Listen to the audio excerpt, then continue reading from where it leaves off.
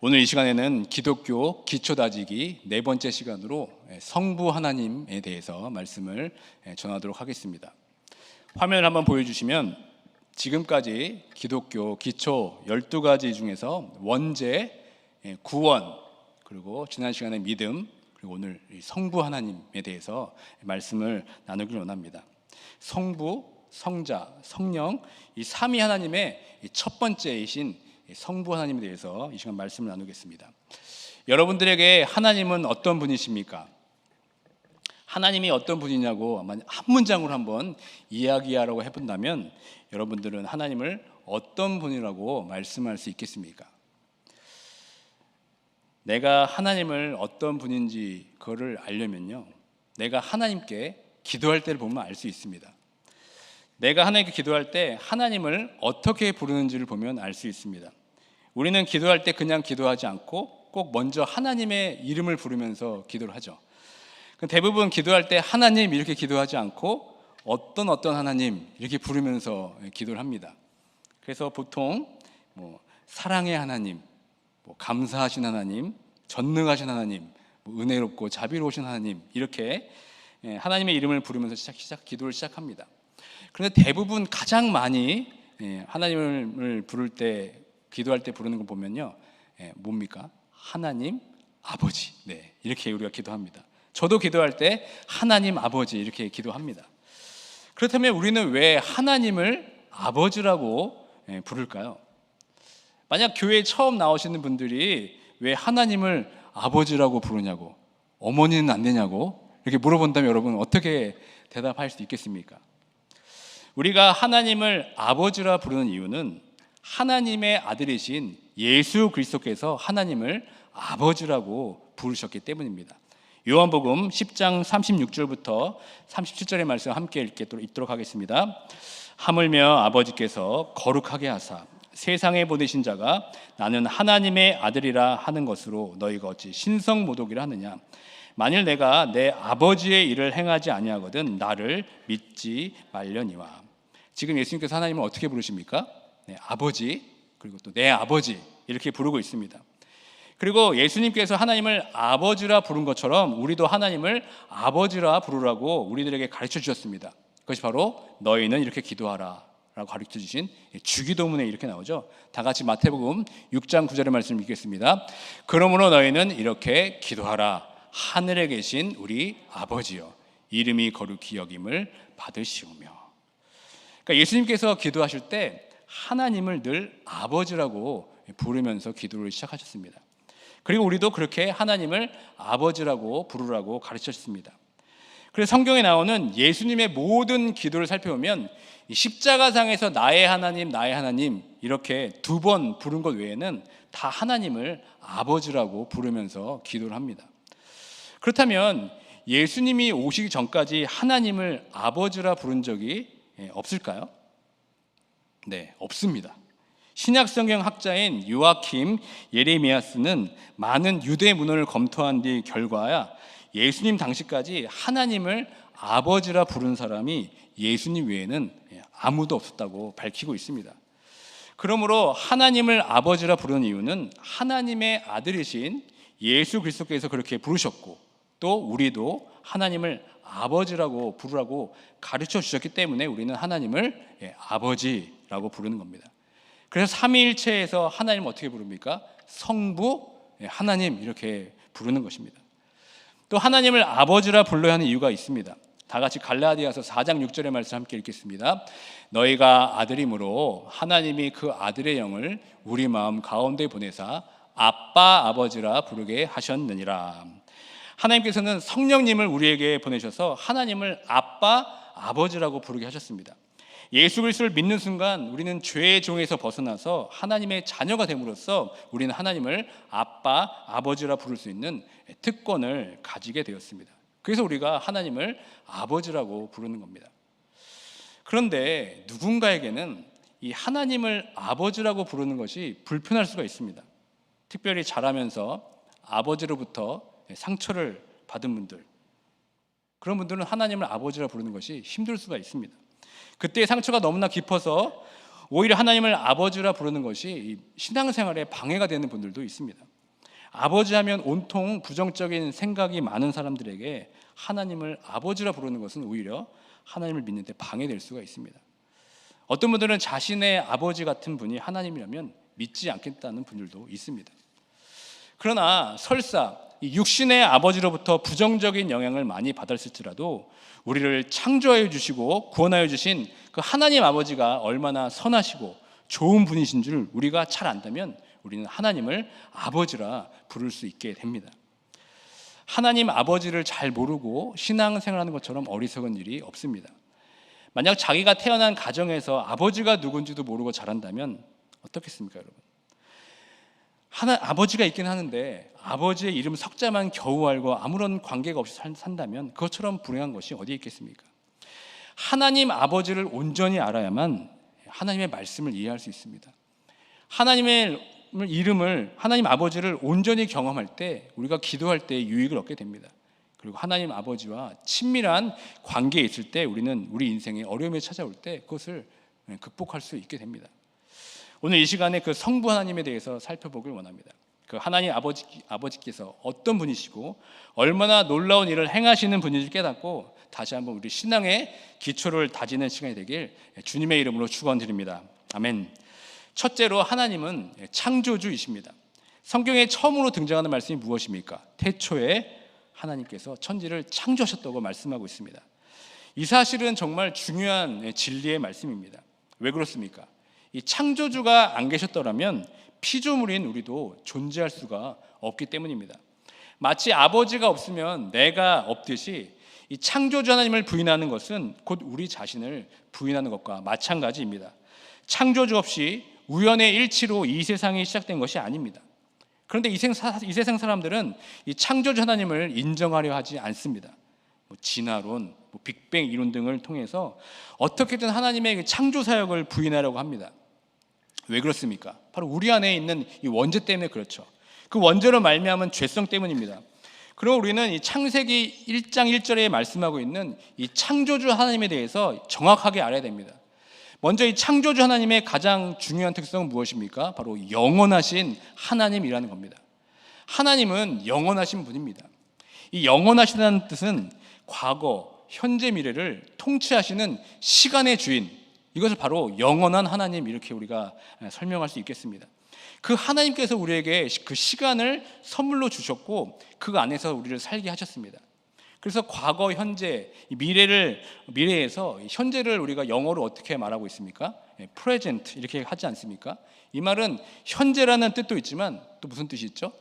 선물이라는 뜻도 있습니다. 그러면 우리가 살고 있는 이 시간은 과거, 현재, 미래를 통치하시는 영원한 하나님께서 우리에게 주신 하나님의 선물입니다. 그 시간 안에 우리를 살도록 그 선물로 우리에게 주신 겁니다. 그런데 우리에게 주신 이 선물, 이 현재의 시간은 유한합니다. 그러나 하나님의 시간은 무한하죠. 하나님은 과거, 현재, 미래를 초월하시는 분이십니다. 예를 들어 성경에 보면 과거, 현재, 미래를 마치 동시에 왔다 갔다 하는 구절들을 우리가 자주 볼 수 있습니다. 예를 들면 예수님이 태어나시기 전 700년 전에 이미 선지자 이사야가 이렇게 얘기합니다. 우리에게 한 아기가 낳고, 이 표현을 보면 미래를 과거처럼 말하죠. 그리고 예수님께서는 변화산에서 모세와 엘리야와 교제하는 모습을 보여줍니다. 이걸 통해서 마치 과거를 현재처럼 보여주고 있습니다. 그러니까 인간에게 익숙한 이 3차원의 시간 개념으로는 도저히 이해할 수 없는 영원의 시간을 하나님은 주관하고 계십니다. 이것을 우리는 영원한 하나님 이렇게 표현합니다. 또 창조주 하나님이라는 그 뜻 안에는 크신 하나님이라는 의미가 담겨져 있습니다. 태초에 하나님께서 천지를 창조하셨다고 말씀하셨는데, 그렇다면 이 하나님께서 만드신 이 천지, 이 하늘과 땅은 얼마나 크겠습니까? 이 지구상에서 이 지구의 하늘과 땅이 얼마나 큰지를 정확히 아는 사람이 있겠습니까? 인간이 관측할 수 있는 가장 멀리 있는 별이 200억 광년에 있다고 합니다. 200억 광년의 거리란 1초에 30만 킬로미터를 날아갈 수 있는 빛이 200억 년 동안 단 한순간도 쉬지 않고 달려야 이룰 수 있는 거리라고 합니다. 여러분 도대체 상상이 가십니까? 사실 200억 광년의 거리에 있다는 것은 말이 200억 광년이라는 얘기지 사실은 측정 불가, 아무도 모른다는 이야기 하고 있는 겁니다. 그런데 놀라운 건 이것조차 이 천지 중에, 하나님께서 창조하신 천지 중에 지극한 일부라는 겁니다. 그런데 하나님께서는 이 천지를 창조하신 하나님이시기 때문에 이 모든 것을 다 알고 계시기 때문에 우리는 그 하나님을 크신 하나님 이렇게 부르는 겁니다. 그래서 그 하나님을 또 어떻게 우리가 많이 부릅니까? 전능하신 하나님 이렇게 부릅니다. 하나님께서는 전능하시기 때문에 불가능한 일이 없습니다.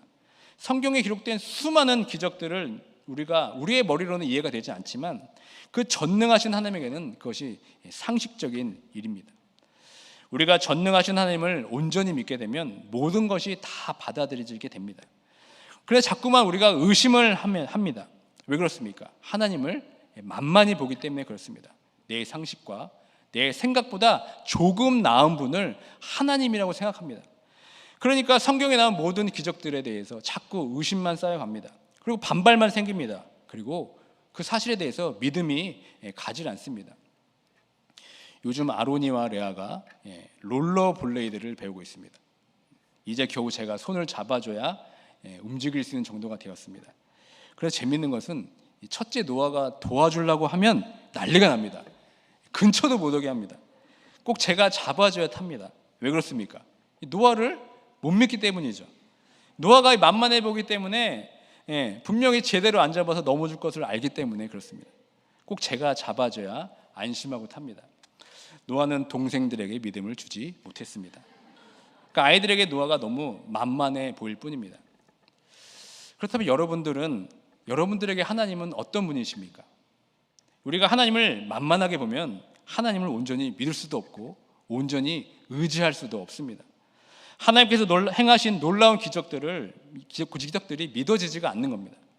하나님께서 분명 홍해도 가르시고 200만 명이 넘는 이스라엘 백성들을 그 풀 한 폭이 없는 광야에서 40년 동안 만나와 메추라기로 양식을 공급했다는 것을 성경에서 봐도 에이 설마 그게 가능했냐고 의심하는 분이 있습니다. 왜냐하면 우리의 상식으로는 그것이 불가능하기 때문입니다. 그러니까 하나님의 기적을 우리의 상식선에서 생각하니까 믿어지지가 않는 겁니다. 우리가 당연히 할 수 없으니까 하나님도 당연히 할 수 없을 거라는 생각에 우리가 갇혀 있습니다. 그러나 전능하신 하나님께는 불가능한 일이 없습니다. 하나님은 하나님의 그 기적이 상식이 되는 전능하신 하나님이십니다.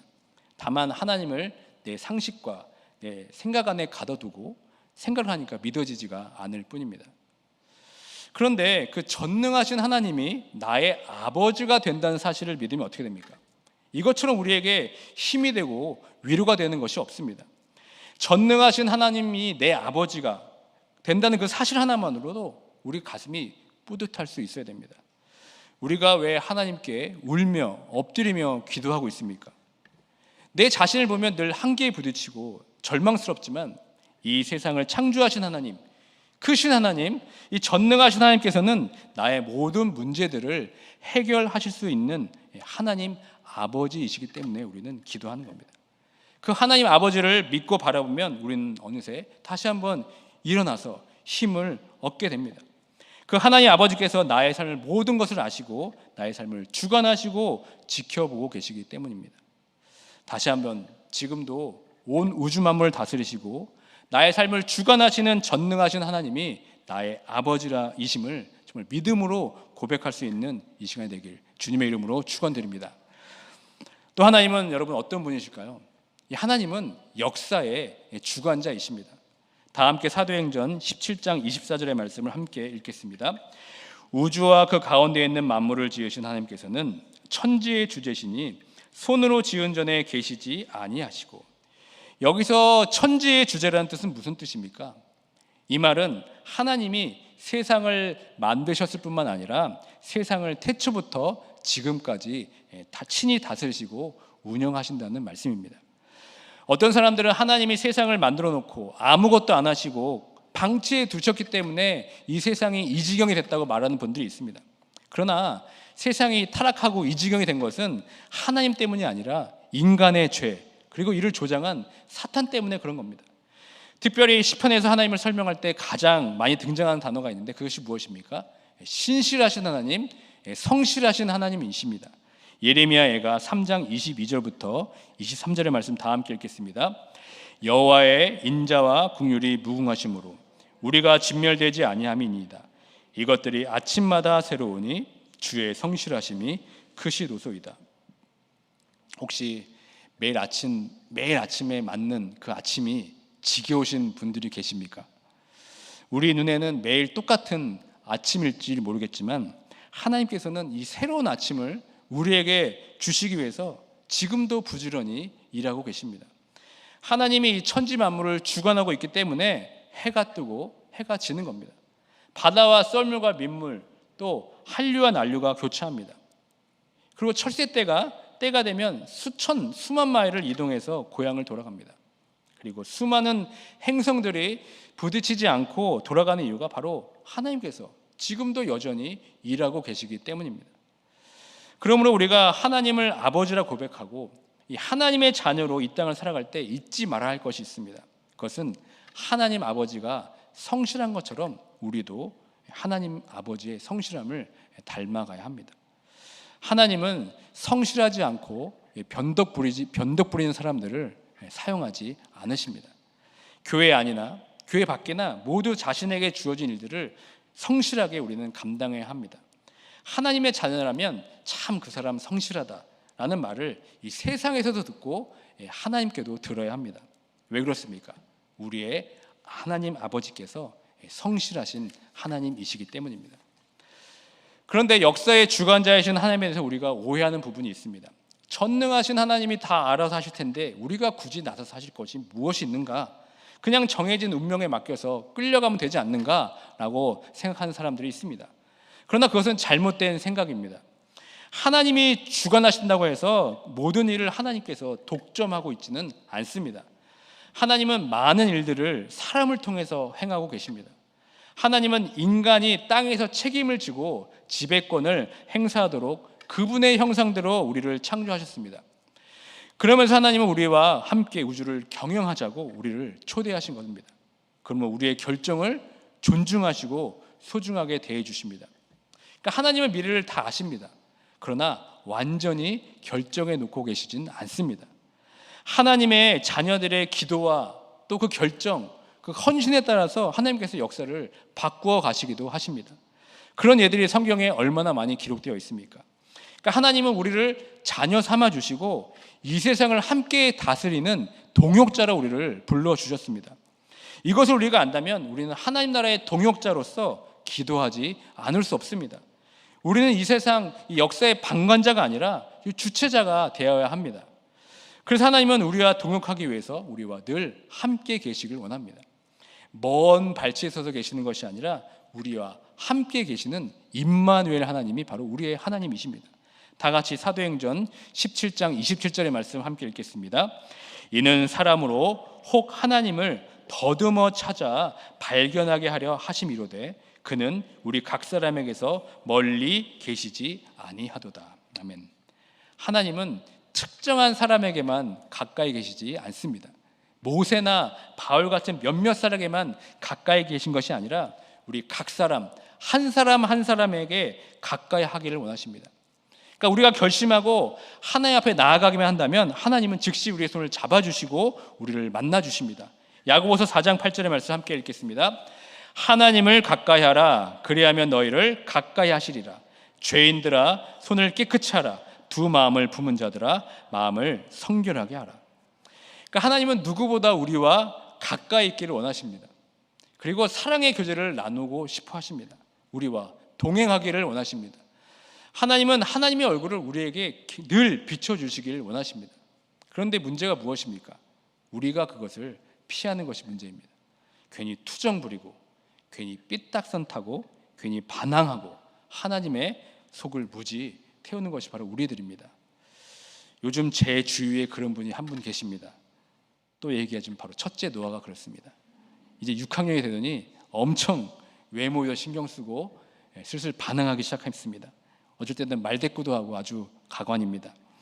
최근에는 4살 때부터 열심히 친 피아노를 이제 안 하겠다고 합니다. 뭐 하자고 하면 다 싫다고 합니다. 그러니까 그럼 네 맘대로 해라. 라면서 신경을 끊으듯 말하지만 사실 저와 제 아내의 신경은 온통 지금 노아에게 가 있습니다. 일부러 쳐다보지만 않을 뿐이지 온통 일거수일투족을 다 보고 있습니다. 그래서 우리 부부의 대화 중에 대부분이 바로 노아의 이야기입니다. 노아가 어떻게 했다더라, 저렇게 했다더라, 어떻게 하면 좋을까, 된통 혼을 내줄까, 아니다, 그냥 냅둬야 한다. 아무튼 난리입니다. 그러면서 노아가 우리가 이렇게 자신을 위해 노심초사하는 것을 과연 알 것인가? 다 잘 되라고 하는 건데 우리의 마음을 정말 잘 알고 있을까? 라면서 우리는 매일 밤마다 속상해하고 있습니다. 저만 그런 것이 아니라 모든 자녀를 가진 부모님들의 마음이 그럴 것입니다. 그런데 이 자녀를 향한 이 부모의 마음이 바로 하나님의 마음이 아니겠습니까? 하나님은 우리와 가까이 하길 원하십니다. 지금까지 우리의 모든 삶을 다 지켜보시고 우리의 머리털도 다 세신 바 되신 정도로 우리의 모든 것을 다 아시는 하나님께서 우리와 함께 하길 원하십니다. 우리와 눈맞춤하길 원하십니다. 왜 그렇습니까? 바로 우리를 사랑하시기 때문에 그렇습니다. 사랑하면 내가 가진 모든 것을 아낌없이 퍼주고 싶습니다. 그래서 성경에 가장 많이 나오는 동사가 무엇입니까? 바로 love, 그 다음에 give, 주다와 사랑하다. 이 두 개가 가장 성경에 많이 나오는 동사입니다. 하나님은 어떻게든 우리에게 사랑으로 끊임없이 주려는 분입니다. 우리 사도행전 17장 25절의 말씀 함께 읽겠습니다. 또 무엇이 부족한 것처럼 사람의 손으로 섬김을 받으시는 것이 아니니 이는 만민에게 생명과 호흡과 만물을 친히 주시는 이심이라. 하나님께서는 만민, 모든 사람들을 사랑하시기 때문에 모든 백성과 민족에게 차별 없이 생명과 호흡을 주십니다. 우리가 내 힘으로 살아가는 것 같지만 하나님께서 지금 우리의 호흡을 멈추게 하시고 생명을 거둬가시면 끝인 겁니다. 지금까지 저는 이 땅에서 마지막 숨을 거두시고 하늘나라로 가신 그 현장을 많이 보아왔습니다. 방금 전까지만 해도 쌕쌕거리면서 호흡을 하셨는데 이제는 호흡이 멈춰져서 더 이상 호흡하지 않는 모습을 보면서 마치 편하게 잠자는 것 같은 그 모습을 참 많이 봤습니다. 그러니까 호흡만 하지 않을 뿐 그냥 주무시고 계시는 것 같습니다. 그때마다 이렇게 깨닫습니다. 호흡 하나만 멈춰도 정말 끝이구나. 하나님께서 호흡을 걷어가시면 이 세상의 삶이 끝이구나 깨닫게 됩니다. 그러니까 하나님께서 호흡과 생명을 주셨기 때문에 우리가 지금 이 자리에 앉아 있는 겁니다. 여러분, 이렇게 호흡하는 것 자체가 바로 하나님의 은혜인 줄 믿습니다. 하나님은 우리를 사랑하시기 때문에 우리에게 호흡과 우리의 모든 만물을 우리에게 허락하시는 겁니다. 마지막으로 야고보서 1장 17절의 말씀 다 함께 읽겠습니다. 온갖 좋은 은사와 온전한 선물이 다 위로부터 빛들의 아버지께로부터 내려오나니 그는 변함도 없으시고 회전하는 그림자도 없으시니라. 여기서 빛들의 아버지란 무엇을 말하고 있습니까? 바로 창조주 하나님을 말씀하고 있습니다. 하나님께서는 매일 우리에게 내리쬐는 빗살처럼 온갖 좋은 은사와 좋은 선물들을 하나님께서는 우리에게 주십니다. 그리고 하나님은 변함이 없으십니다. 회전하는 그림자가 없다는 뜻은 해와 달도 변함없이 우리를 비추는 것 같지만 사실 이 해와 달은 계속해서 회전하고 변화합니다. 그래서 그것으로 인해 그림자가 생기죠. 그러나 하나님은 그런 그림자조차 없이 영원히 변함없다는 뜻이 바로 회전하는 그림자가 없다는 뜻입니다. 그러니까 지금 우리가 누리고 있는 이 공기, 물, 햇빛 등 모든 것을 하나님께서 거저 주신 것입니다. 우리에게 아무 조건 없이 주셨습니다. 하나님은 우리를 사랑하시기 때문에 우리에게 꼭 필요한 모든 것을 공급해 주십니다. 그러니까 이것이 하나님의 선물임을 우리가 안다면 우리는 감사하지 않을 수밖에 없습니다. 사랑하신 하나님은 우리에게 무엇을 원하시는 분이 아닙니다. 무엇이든지 주려고 하시는 분입니다. 우리가 지금 누리고 가지고 있는 이 모든 것들을 다 내 힘으로 얻은 것 같지만 사실상 다 하나님께서 주신 겁니다.